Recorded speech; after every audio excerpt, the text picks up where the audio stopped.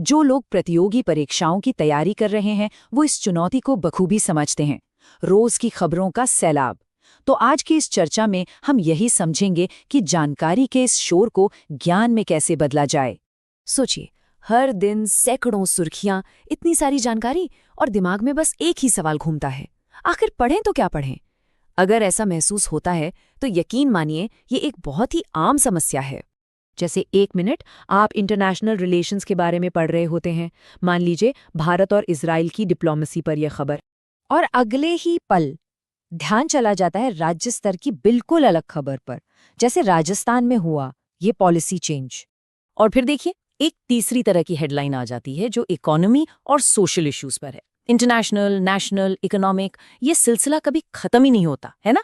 तो सबसे बड़ा सवाल यही उठता है, इस सारे शोर को उस नॉलेज में कैसे बदला जाए जो एग्जाम्स में सच में काम आए।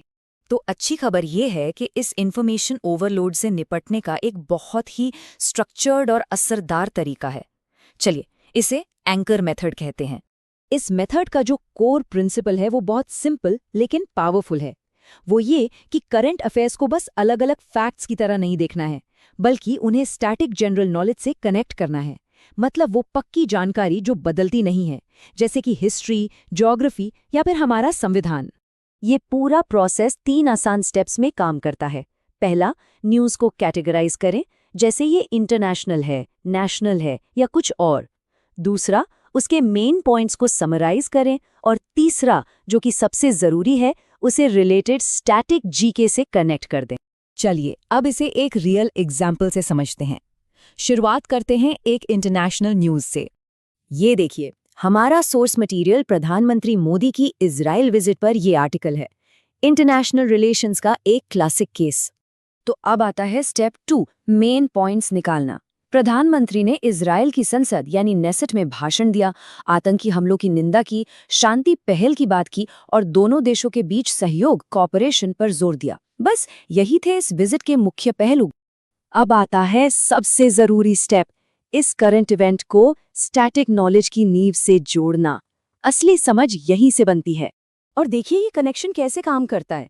अब सिर्फ ये नहीं पता कि पीएम मोदी ने नेसेट में स्पीच दी, बल्कि ये भी पता है कि नेसेट इजराइल की संसद है, ये भी पता है कि यरूशलेम गवर्नमेंट की सीट है और इंडिया इजराइल कोऑपरेशन के मेन सेक्टर्स एग्रीकल्चर और डिफेंस है। देखा, एक अकेली खबर अब नॉलेज के एक पूरे नेटवर्क का हिस्सा बन गई है। अच्छा, एक और एग्जाम्पल देखते हैं ताकि ये साफ हो जाए कि ये मेथड हर तरह की न्यूज़ पर काम करता है। अब इंटरनेशनल से हट के एक स्टेट लेवल पॉलिसी पर फोकस करते हैं। तो हमारा दूसरा सोर्स आर्टिकल है राजस्थान में हुए एक बड़े पॉलिसी चेंज के बारे में, लोकल इलेक्शंस के लिए 2 चाइल्ड नॉर्म को खत्म करना। तो फिर से स्टेप 2 पर आते हैं मेन पॉइंट्स। राजस्थान सरकार ने लोकल इलेक्शंस के लिए 2 चाइल्ड नॉर्म हटा दिया है। ये नियम 1995 में लाया गया था पॉपुलेशन कंट्रोल के लिए, लेकिन अब स्टेट की फर्टिलिटी रेट कम हो गई है और इसे लागू करने के लिए 2 एक्ट्स में अमेंडमेंट करना होगा।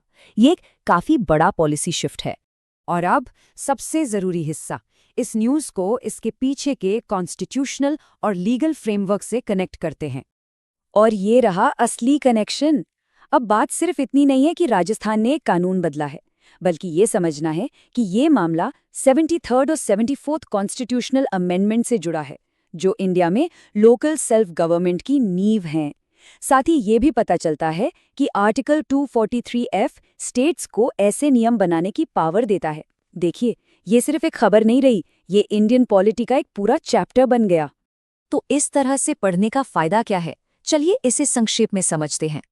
ये स्लाइड पूरी कहानी बयां करती है। पुराना तरीका क्या था? न्यूज़ पढ़ी, कुछ फैक्ट्स रटे और कुछ ही दिनों में भूल गए। लेकिन ये नया एंकर मेथड क्या है? न्यूज़ को कनेक्ट करना, नॉलेज का एक ऐसा वेब बनाना जो दिमाग में लंबे समय तक टिका रहे। ये रटने से समझने की तरफ एक बहुत बड़ा कदम है। तो आखिर में सवाल बस इतना सा है, क्या सिर्फ एक न्यूज़ रीडर बनना है या एक नॉलेज बिल्डर? एक वो जो सिर्फ जानकारी लेता है या वो जो एक्टिवली उसे ज्ञान में बदलता है? फैसला अब हमारे हाथ में।